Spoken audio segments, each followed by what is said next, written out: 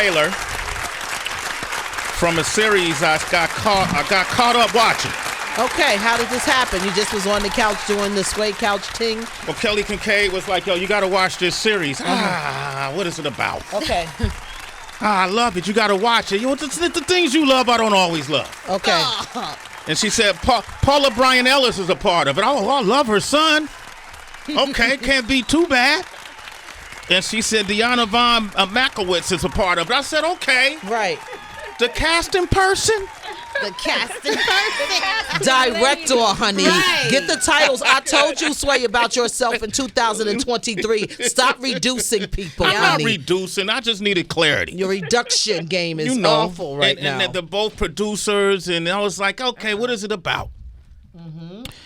She said it's about women. In their journey. Okay, that piqued my interest. Mm-hmm. Black women. Black women. Okay, there you go. Reduction. Reduction. Black women. Beautiful black women. Okay, Paula. That's Paula Bryant-Ellis. Come through with the adjectives. Black women. How you doing? Black women and beautiful black women indeed. Yeah. Because I started watching some of the episodes and I actually fell in love with a couple of them. Oh, gosh. Oh, yes. A couple of them, and I was like, wow, I can't believe that happened to you. Only if we had met. Oh. Uh-oh. He was looking to be the solution to problems. I was talking to the screen. You should have saw me. But welcome to the show, the one and only Diona Vaughan Mankowitz. Did I say it correctly? Mankowitz. Diona Vaughan. I had to keep my maiden name in there. Because, you know, I'm related to Sarah Vaughan, the jazz singer. So, Diona Vaughan Mankowitz. Yes, there you go. Damn, Diona. I like Diona. And Vaughn is so fly, it could just be like an ill middle name. I just thought it was like a fly middle name. It sounds like an ill avenue, Vaughn Avenue. And then Paula Bryant-Ellis is on the line. Hey PBE. Good morning. Two women with powerful two last names. Right. What does that tell you? We come packing. There you go. I love it.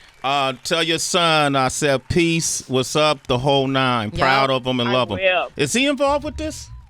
Yes. You know, I always grab him. Isn't that a beautiful thing that we get to work together as mother and son? I love it. So I pitched the idea to him back in 2019, and he fell in love with it. And he's just, it's great to have him in your corner as a champion. Absolutely. Salute to Jay Ellis. Okay. Let's talk about this. One of the things, it's called All the Single Ladies, airs Fridays, 9 p.m. on the OWN network. I talked about it this morning, Diona, and I told Tracy and Heather, I think this is something that all men should watch. Yeah, absolutely. And it made me think this was different. I remember when I started watching it, I had Kelly, is this scripted reality or is this reality? Because the stories that you hear are so outlandish, you can't tell if it's. I couldn't tell that it was real, and she said, "No, it's all real, unscripted, unscripted, real stories." This is unscripted. Yes, unscripted purpose content, right? Content with a purpose, right? We wanted to give these women a platform to be able to be the ones to tell their story. Everybody wants to own the black woman's story, but the black woman, let's hear it from her, the major, those major relationships that had an impact on her life. Right. Can we get some examples of maybe the most salient stories that just stuck out to you? Well, Paula, you can jump in here, but we had a story, I believe it was episode 3 with Marguerite, the Swirl Life. Marguerite, she talks about how when she was in college, she was set up with a white man. And she was just like, girl, get out of here. I'm not dating this man. And she finally they pushed her to do it. And this white man ended up showing her what love was and how she was deserving of love. Just her opening up herself to that kind of relationship. Now, fast forward, she's been married for 17 years to a black man and has a child. But that experience prepared her to be open to love because she was closed off.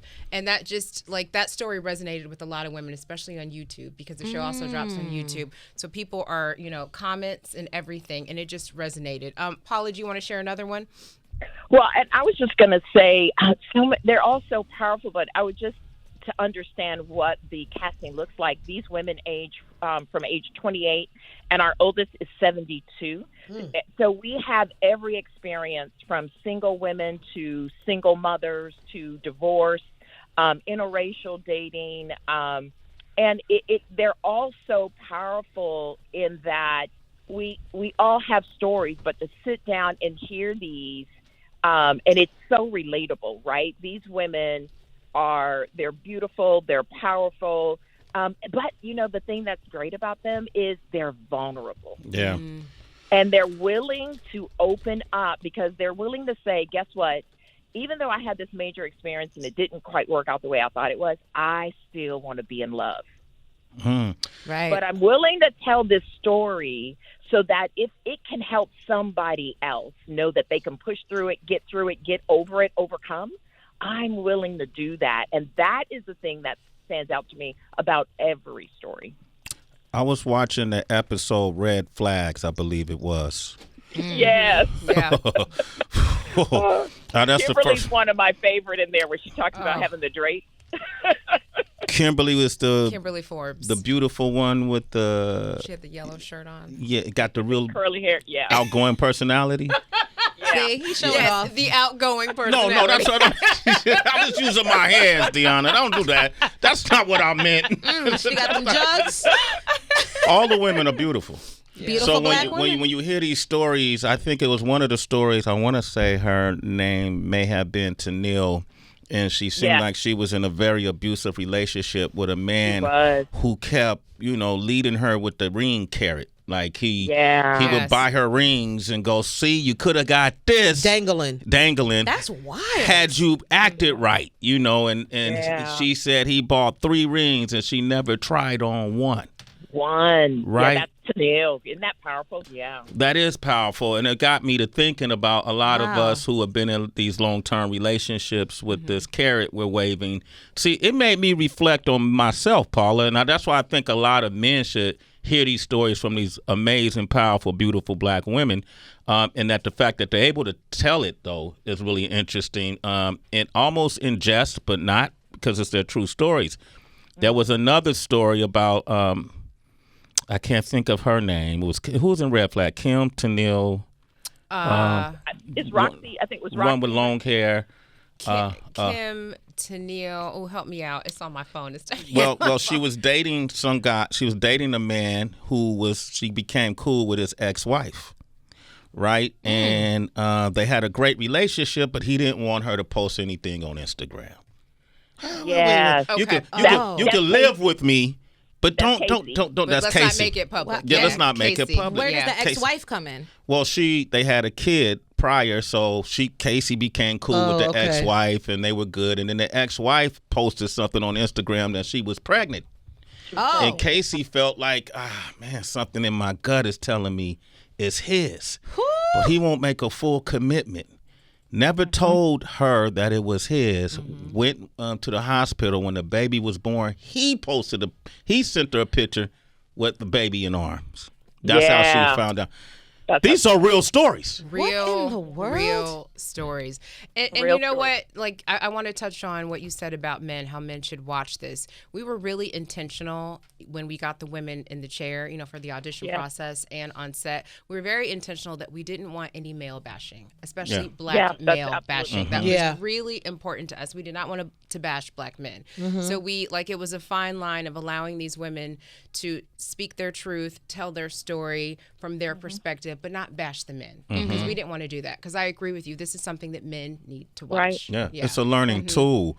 How did y'all... And it opens up a conversation, right? We have to start having a conversation about dating experiences, what it's like to date, what and what it's like when you're hurt, right? We have to start the conversation somewhere. And so with this series, that's what we're hoping. Can we start the conversation? Because you're absolutely right. At some point, we've got to bring the men to the table. Like, we're hearing these stories, and it's not about bashing men, but now let's hear the men's perspective, and then we can have a further dialogue, right, and a healing process that takes place. But you've got to start the conversation somewhere, and this is the start of that. Absolutely. I'm so glad she said that, because the first thing I asked Sway when he told Tracy and I about it was, oh my gosh, is there going to be a male version of this? Because it would be interesting as women to hear what men process and go through when they're dating, because a lot of women don't know. Secondly, I think this is super cool because one of the things I always share with my girlfriends is that, look, we all want to know the truth, and we always say, keep it 100, keep it real, and then we judge and we bash. We don't protect each other in the decisions that some of us make in relationships. And it cuts off the communication. It's like, well, damn, girl, you asked me what happened, I told you, and you judged me 5 sentences in. I made a mistake, and so it shuts off. And because I'm tripping off of the woman who got the ring dangled 3 times. I don't understand how you was around for the second dangle. So she loved the guy. I don't care, but you can't. It's again you was around for 3 dangles. 3. I know you lying. But you know what's important to know about that part is, because that's a great question, like why, when you have that, why stay, right? But that's why it was so important for us to then, we gave you that carrot and we brought you in, but then we went back, right? And we said, oh, in the beginning, what did they see growing up? Exactly. What was it like? What type of interaction did they see with their parents? Because I know even for me as a young woman, I tried to model what I saw in my home because it was all I knew, and I didn't understand how dysfunctional that was. So I went into a marriage thinking, oh, well, if we ain't yelling and screaming, we ain't got no marriage, because that's what my parents did. And I remember my husband kept saying, I'm not your father. Like, that's not me, right? But that is so important, that reflective moment that we give with the women, so that they can then let you understand what they saw, how they saw relationships, how they saw love, and how they shape that. And she gives you that when you listen to her talk about her parents and their relationship, and then you see that start to play out in her own relationship. Yeah, the reflective moment to me is part of the most important part about these testimonies. That's what a lesson is, and that's why I was learning the most, because a lot of times in these relationships with us, with men and women, we don't get to that part. The argument ensues. We don't get to hear the reflective moments. So that for me as a man watching that, I was like, oh my gosh, I've never heard these full emotions, these full thoughts uninterrupted. Yeah, because it's easier to argue. People don't realize it's so easy to argue because it gives you an out. You just piss me off so I can leave. Right. And then it's defense, offense when we're both on the same team. Exactly. And I think it's important to note, first of all, we interviewed over 100 Black women in the LA area. Okay. We interviewed so many women, and my hat is off to these women, because when it comes to, being a casting director and getting like normal everyday people on tape, you've got, you're getting on a Zoom with a woman. She's never met you before. You've read her application. Literally in 45 minutes, an hour, like you're peeling back layers. You're getting tears, and you're getting like that aha moment from these women. It's actually incredible to watch, and that's one of the reasons why I love what I do. It's just allowing someone to just hear their story and giving them the space to be vulnerable and feel safe. It's incredible. So like, these women deserve so much credit, because they took the walls down, and they did it like not once, but 2 or 3 times. They did it with me and my team, and then once they went on set, they're retelling it again. And again, it's the emotion, it's the tears, it's being able to get vulnerable. It might look easy, but it's not easy. It's really not. Wow. No. Tracy? Yeah, I think one of the details behind all the single ladies that really intrigues me is the variety of ages that we're hearing from women, Black women that are in their 20s to Black women that are in their 70s. And, oftentimes we speak about our 20s being when we're really wild and dumb. Right. And then we keep thinking. We are. Right, yes, because that is actual fact. But the assumption is, as we continue to graduate to these new levels, that everything will be easy. And I presume that if I'm 70, I've got men all figured out. Yeah. You know? No. What are some of the challenges that the Black women in their 70s presented? Well, it's funny because in our very last episode, that's when you're going to see, her name is Mamie Louise Anderson, and I know her well. And there's a fun fact about her, but I'm not going to share it yet. But basically, everybody fell in love with Mamie. You know, she had all these amazing stories from her 20s and her 30s, and you know the examples of relationships that she saw, you know, growing up, of Black love and what it meant. And she takes you on a journey, right, up until now. So now she's in her 70s and she's just like, I need a boyfriend. I need some sex. Like, she's out there, and it's just, but it's so refreshing, because I think sometimes that age demographic, they get ignored. You know, I mean, not just in general, but also on television. That's something that you just don't see often. You know, a Black woman, you know, a certain age, you know, she's in her 70s talking about love and sex and relationships. Like, you don't hear that. Yeah, that's interesting that she wanted a boyfriend and not a husband. She's been there. I was going to say, I ain't 70 and I can answer that question for you. My grandmother would have told you that, Tracy. They don't, because I think it's more difficult. By that age, they have done so much, and you become a little bit more selfish with your time, and you know your space and you know your limits, and it's like, I don't need somebody here every day, but just a little bit of the day, and you could go on about your business, especially after COVID. Right? Yeah. So let's open up the phone lines. I want to hear some more. Maybe we got Diona Vaughan Mankowitz here. Yes. And she has her own production company. I want to hear about that, because it's very unique in how you were able to build this production company. Paula Bryant-Ellis is here as well. And this is for all the single ladies, which airs Fridays, 9 p.m. on OWN. Black women tuning in right now. Who's tuning in? Black women who are tuning in right now, we want to hear your dating stories.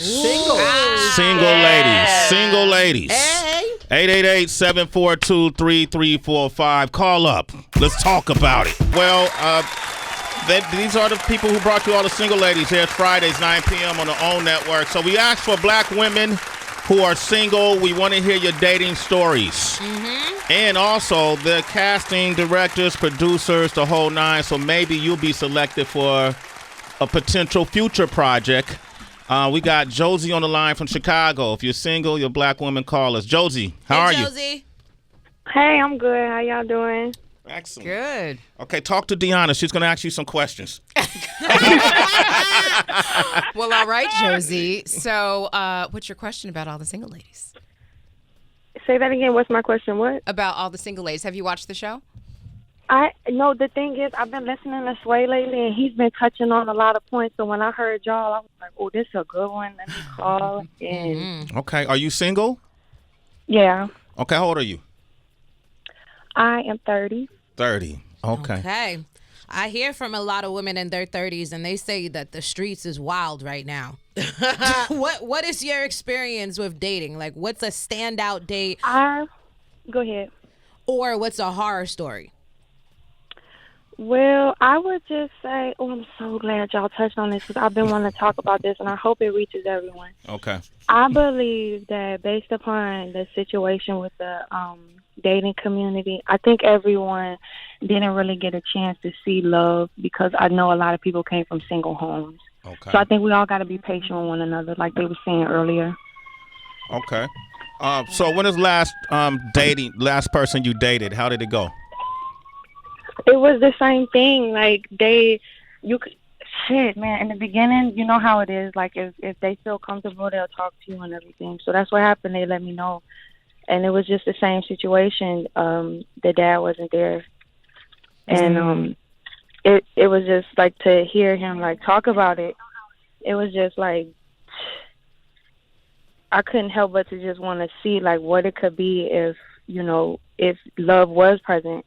And it ended up being nice, but unfortunately, of course, the family still were holding on to things that they wanted from him, and it went downhill. But are you at a point at your life where you're looking for a serious relationship? Like where are you when it comes? Yeah, you can't to give that? up now. If you love men, shoot, got to get back out there. Yeah, Diona. Okay.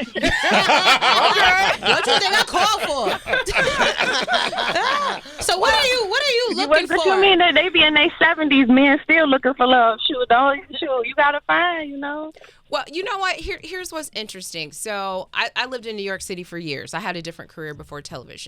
And when I lived here, I worked in fashion. And I was, like Black Sex in the City, going to all these events and whatever. And at the time, I was always saying, oh, gosh, I really want to be in a relationship. I want to be married, blah, blah, blah, blah, blah. Never happened. for me or most of my girlfriends. Moved to LA, fast forward, and I met my husband when I was 39. I was engaged at 40, and I got married at 41. And now that I'm older and wiser, I hope, looking back on my time in New York, I said that, I want a relationship and I want love. But I can look back now and I know that is not what I was projecting. Okay. I was projecting this woman who, I was working in fashion and traveling and fabulous. Like, I'll never forget, a man told me once, well, damn, what do you need me for? You make good money and you're going to parties and what do you need me for? And that was my aha moment, because I was just like, wow, he's right. I like, at the end of the day, people need to feel needed, man, woman, whatever. And I just wasn't in the right headspace, the one that I thought I was in when I was in my 20s and 30s, right? Because I spent my 20s and 30s living here in New York City. Well, I mean, you guys, if you don't mind me butting in, but didn't you guys at least have moments where you all were in a home together, like in a seated situation, having decent conversation? Didn't he recognize that was the beginning stages of the relationship? You got to start somewhere, and just you guys spending time, that's letting him see, like, okay, I know she wants that. Let me see what else she wants. It's not just he had to see, you all both were flawing in certain areas, but he had to also see too. You did try to fulfill a want of his. It's just you had to work on more. It don't just happen overnight. Well, so with him coming to you saying that, it's just, I get him. I totally get it, because you were in the industry. But he has to understand, if you're going to be dating women in the industry, this is what it takes. You got to be patient. Well, I guess the point I'm making is that, like, with age and growth and reflection, I was able to look back and take some ownership of why my dating life, relationships weren't, going the way that I would have thought. I was able to look back and be like, you know what? Like, I could have done this differently. I wasn't in the right headspace. So, and it took time, So your husband might be in the grocery store aisle or, behind you at Jack in the Box. I don't know. Yeah. But like when you're ready, like when you are ready and full, then that's when it appears. Like, that's just my opinion. That's when it shows up. Josie, thanks for your call. Good luck to you in your relationships. Make sure you watch all the single ladies on the OWN network, and it's on YouTube as well, okay? You're gonna see your story. I guarantee you. You're a citizen, Josie. Sway in the morning. Yep. Michelle's on the line. How are you, Michelle? I'm doing well, thank you. Okay. Welcome to the show. Thank you. So what's your story?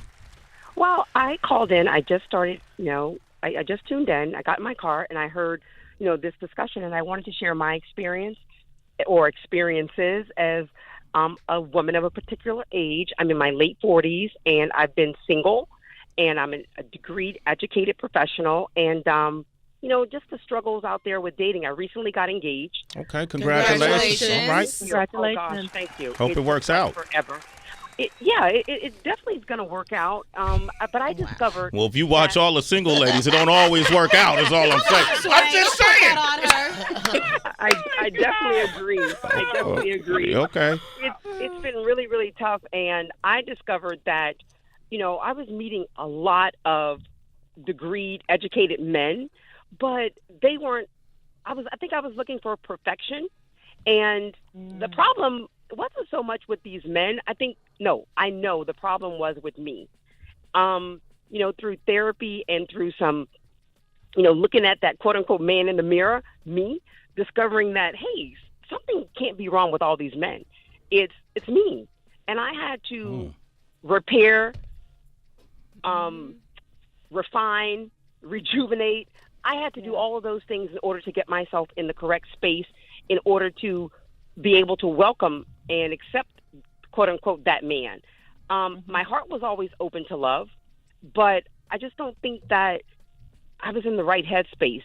I tried dating, a lot of, African American men, and just, the rainbow of different men. And I ended up, finding the not perfect, but semi-perfect man who happens to be of another race. And like I said, it was all about me and getting myself in order. And I think a lot of women, you should always keep your heart open, but also keep your mind open and keep your options open, and just, stay open to what's ever out there, and just never give up, because there is a light at the end of the tunnel. That's my take on it. That was beautiful. Thank you for really sharing nice. that. And you made a really good point about women, especially black women, like keeping yourselves open, When I lived in New York, me and my crew looking for black men, but when I lived here, you had to go to a certain spot on a certain night at a certain time, and then when we would show up, he wasn't looking for me. So so I opened myself up to dating outside of my race. I met my person. My husband's a Jewish man. I listened to is that what Mankowitz? Okay. Well, it's not Swahili. I was like, yo, how did that come on now? Sway need a hug. It's not Swahili. So I was listening when Kenya Barris was on, last week, and y'all were talking about you people, and I remember you said something about, you were talking about a girlfriend who was in a interracial relationship, and she was saying how she had to do all over again, like I don't know, I think that's important, is keeping yourself open. I just want to say I love that you pointed also to the woman in the mirror. I think that's something that is so important, and I remember having that life-changing moment as well when I had this. It was just dealing with all things Paula. And I was sitting in front of the mirror, and I was just like in tears asking God, like, what is this? Yeah. And as I looked in the mirror, I just remember there was only one common denominator of every single problem I had, and her name was Paula.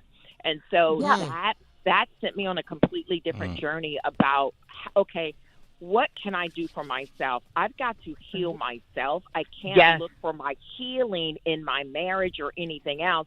I've got to look for my healing and start this journey. And I believe that healing for me came with my journey with God. And as I began to focus on me, all those other things that were around me didn't seem to have as big of an impact on me as I thought they did. But it was me. It was my response to it, my reflection of myself in it, right? All that brokenness. And that's one of the other things. Like, we're always as women, we always want to put it on the man to make everything whole, but he comes with a whole set of baggage himself, right? And Sway. One of the biggest Samsonite.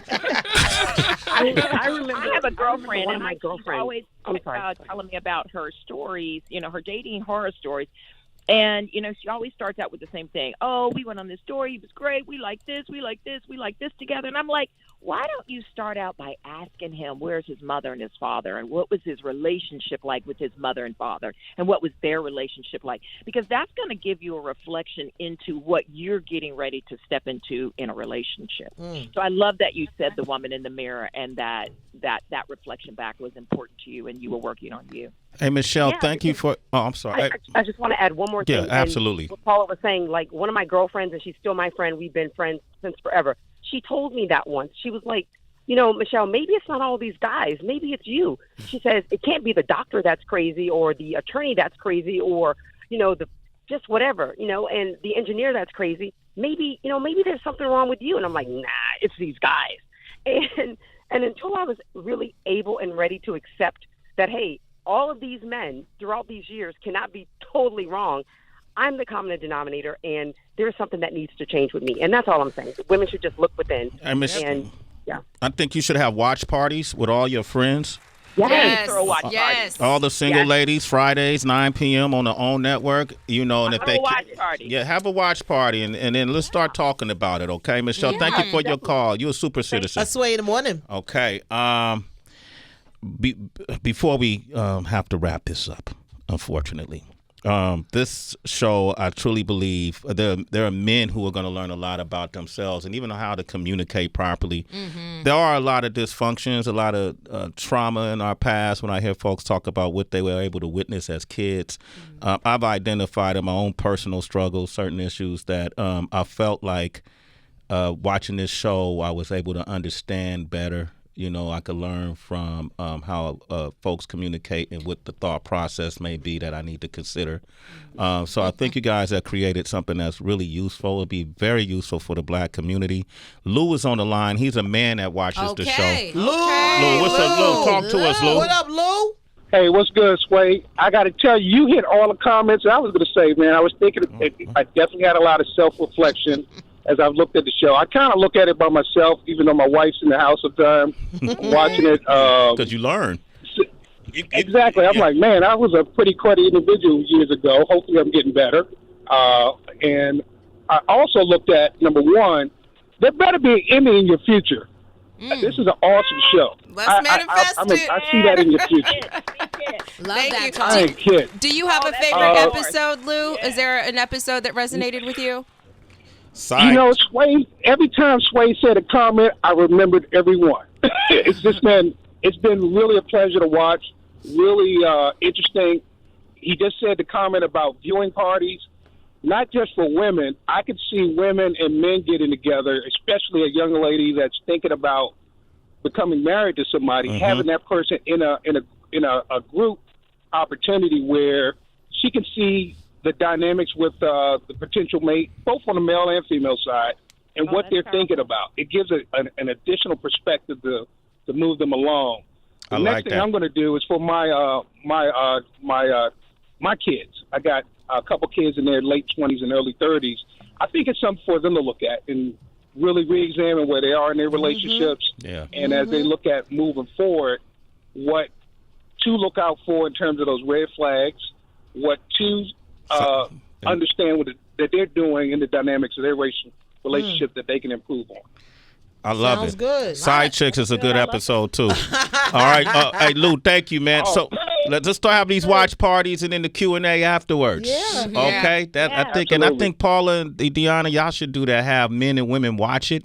I love that. And then have a Q&A, kind of like a discussion afterwards. And that could be a whole nother stream for y'all. That's the after Well, show. trust me, we are working on some other, things to do to help support the show. In fact, there's a lot of people on YouTube, they've got like after shows and they're talking about their relationship. So like this is just, it's sparking a conversation with Black men, Black women, people in general, like Paula said, finally we're able to, narrate our own stories. This project truly was for us, by us. Okay. And I just want to give a shout out to Shakri Tillman, who is the co-creator with me in this show.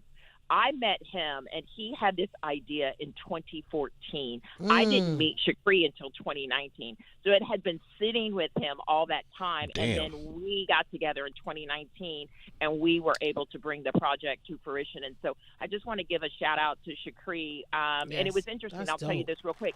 It really came out of one of the things that spurred him was watching his own parents divorce after 30 years and watching the dating experiences of his father versus the dating experiences for his mother.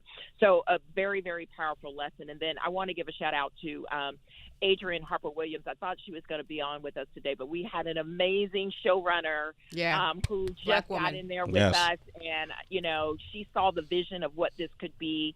So, and then we just had this a team around us, Diona and others who just, everybody who touches this project is passionate about the project. It's not just another show. It's like they see that this can really, really, really spur some amazing dialogue and conversation around dating for women of color, men of color, people of color.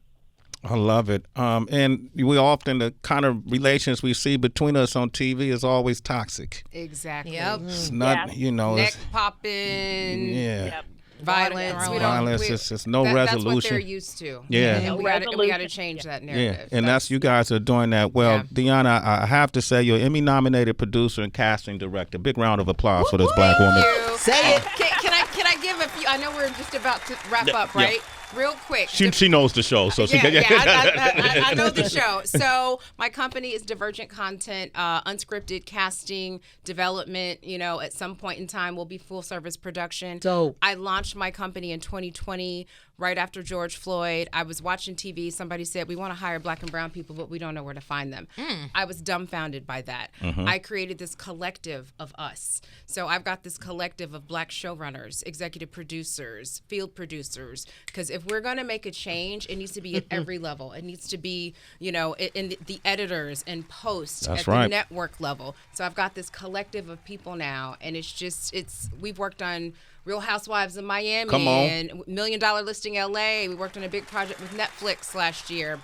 all the single ladies, I have a very big project coming out where I'm going to be searching for black women nationwide. It's a feel-good project where you can nominate a black woman or you can actually submit for yourself. But anyone with like a compelling story that's deserving of just a transformation, whether it's lifestyle, wellness, health, maybe that woman who always put everybody else first and she deferred her dreams. There's going to be a team of sister experts to come in and help whip things into shape. I love it. So if you go onto my Instagram, divergent.content, there's a link in the bio where you can actually sign up for our list and, get casting notices and, Divergent.content. So we'll start promoting that. Yeah. Yes. We'll put that in our celebrity wire in the end sometimes. Like we'll keep promoting that.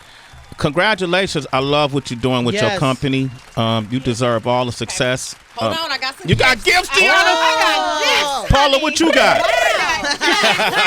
Okay, really quick. Wow. Oh my God. Are those candles? They're candles.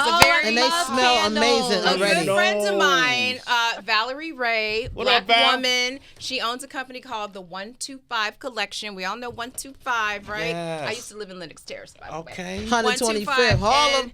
And her candles, basically, she has amazing, feel good, lift you up, like saying. So, love this. Great things never She come needed from. a hero, so she became. Yes. That is what she became. Do epic shit. You are magic. Great things never come from comfort zones. You are magic. Own that shit. So, yes. Wow. The Thank what? you. My stuff's in the mail. My stuff's in the mail. You get it when I come back to LA, Paula, You on are Friday. pretty awesome. So keep that shit so, up. Yeah, it's got my logo. I love it. All the single ladies at the bottom. So when you burn these, you think of me. You think of Divergent Absolutely. content. When you have people come through here for unscripted, you let them know to come and find me. We're gonna do that. We're part of your promotion team now. Okay. I love it. Proudly. Give it up for Diona Vaughan Mankowitz, Paula Bryant-Ellis, Jay Ellis as well. All the team that's surrounding them. You are doing amazing work. Thank you. Amazing work. Let's continue these conversations. I would love that. Okay. Have us back. That's for an the invite. Next one. Yeah, absolute. I love it. I might be in LA soon. You might be back sooner than you think. Can I say one more thing? Yes. Okay. This woman right here. Heather B. Heather B. I don't know if you were on Shade 45 or you were on here, but you were telling a story, this is years ago, how you were trying to manifest getting on the radio, and you had some kind of vision, and you saw an orange wall. Yep. And then you walked in and you saw that wall. that resonates with me, and it stayed with me. See what you do for people? Mm-hmm. See what you do, and just thinking about that, because we didn't have time to hear my whole story, but like just hearing that, you don't know what you're doing for people. So I just wanted to tell you that. That's good. We got to come back and hear the rest of that story. Don't make cry, me Heather. cry. Go ahead and cry. It's keep doing what you're doing. That stuck with me, and that was years ago. It was years ago. It was a long time ago. God gave me a vision in 2006, and I was just at a very misplaced spot in my life. Mm-hmm. And I remember praying, and I had a vision. And I got up and wrote it down, and it said orange walls, and it was so like he told me to write the date. I still have the paper in my notebook, and I walked in here, and I could not believe it. These walls used to be orange. Yep, I know, and I know that through her. I don't know it through, but hearing that, like that that set with powerful. Me. It was just so powerful because I have a similar, story and journey. So that was just so powerful. We got to hear part 2. Diona's got to come back. Paula, you got to come in person, okay, Paula? We don't even know if that's you. I love that. That could be a voice impersonator. We don't know if it's Paula. Stupid. Okay. Paula, congratulations. Please send my love to Jay and everybody on your team. Okay, all the single ladies, Fridays, 9 p.m. on the OWN network. Y'all got to check this out and check it out on YouTube as well.